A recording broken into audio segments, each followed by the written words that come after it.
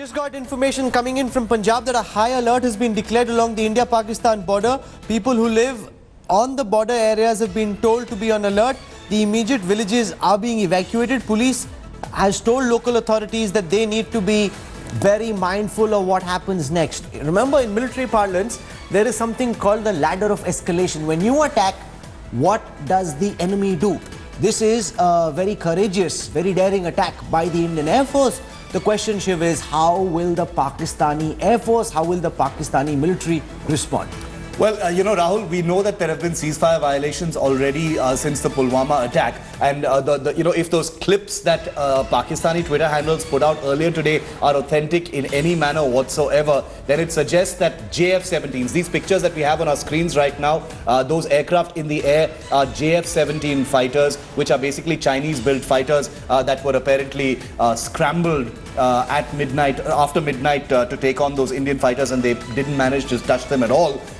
There will have to be some kind of a retaliation. Now, whether it is an airstrike seems unlikely right now, because at this point of time, India's air defense network, as you rightly pointed out, is in a maximum state of alert. So it's highly unlikely that Pakistan will attempt to push any fighters, whether F-16s or JF-17s, towards Indian airspace, because they will be sitting ducks at this point of time, given the radar cover and the number of squadrons that are on alert. My assessment is there will probably be an escalation along the line of control, a use of heavier weapons across the line of control by the Pakistan Army and the land for forces. that, the Indian artillery is absolutely ready. The moment the Pakistani artillery opens fire, remember, on a majority of the positions along the line of control, it is the Indian Army that dominates. The Indian artillery already deployed. If there is to be artillery response from Pakistan, remember, there are three kinds of artillery. There can be light artillery, medium artillery, heavy artillery. Light artillery is often used along the line of control. Heavy artillery is the 155 mm Bofors howitzer, which was used during the Kargil war. All those pictures everyone will remember very clearly.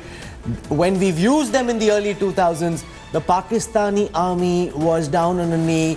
Even at that time, General Parvez Musharraf had to offer a ceasefire. That's how devastating the artillery impact was. I want to go across now to a very senior official who's worked in the research and analysis wing and is one of India's foremost experts on Pakistan. Tilak Deveshwar now joins us. Mr. Deveshwar, on the basis of all that's available in the public domain so far and your vast experience of Pakistan, what do you make of this very daring Indian Air Force strike, sir? Rahul, my first reaction is this is huge.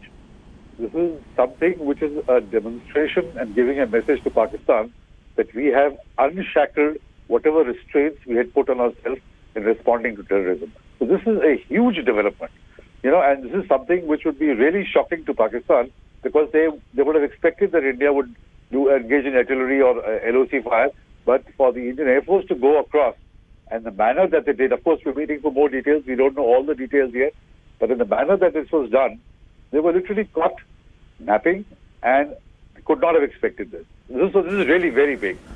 So with all respect to you, sir, I don't think they were caught napping. They were unable to withstand this Indian onslaught. They were obviously prepared, they were obviously on alert, demonstrating that India has higher technical prowess to be able to go in, damage them and come back without the Pakistani radars, the aerial warning systems being able to catch us. You see, if they were not napping, the radars would have picked up any movement even as the aircraft came close to the LOC. I suspect that they were caught napping. Okay. Because if they were not, they would have scrambled much earlier. And the fact that what the media says about a 20-25 minute raid, they would certainly have had their jets in the air if they were not napping. So but the fact that we were able to go inside and all the jets have come back safely without meeting any resistance speaks volumes of the state of preparedness in Pakistan. So what do you make of the choice of Balakot as the target? We know that this is where the Jaish did a lot of post-earthquake relief and rehabilitation work. You understand the terrain better than virtually anybody else. Why Balakot, sir? So Balakot, let me just qualify, there are two Balakots. One is close to the LOC itself, it's a village, and one is in Manshera district of Khyber Pakhtunkhwa. We are not sure at the moment. I'd like to reserve comment till we know which Balakot. But if it is the Balakot in Manshera, this has been the hub of terrorist training camps since the early 2000s, if not even earlier than that.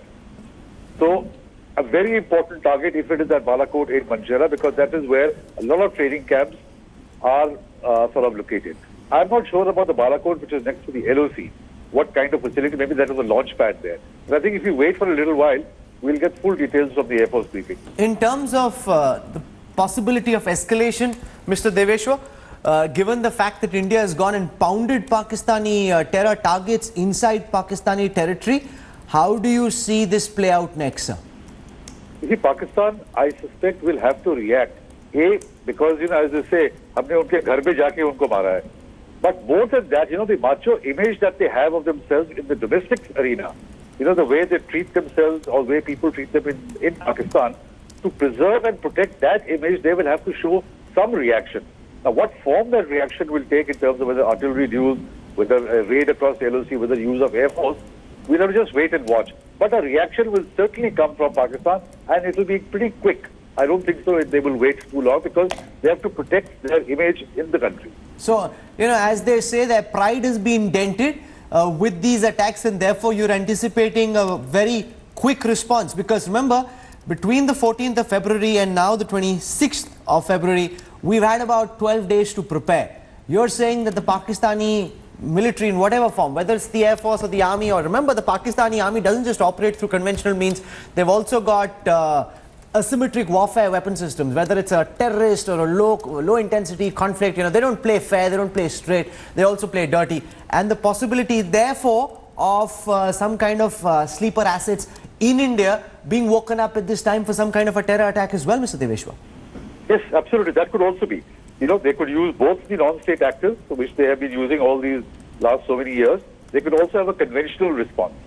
They will try and do both, whichever opportunity they get. You see, so far after the attack in Pulwama, whatever little has been coming out of the media, it was all defensive preparation, anticipating that India would do.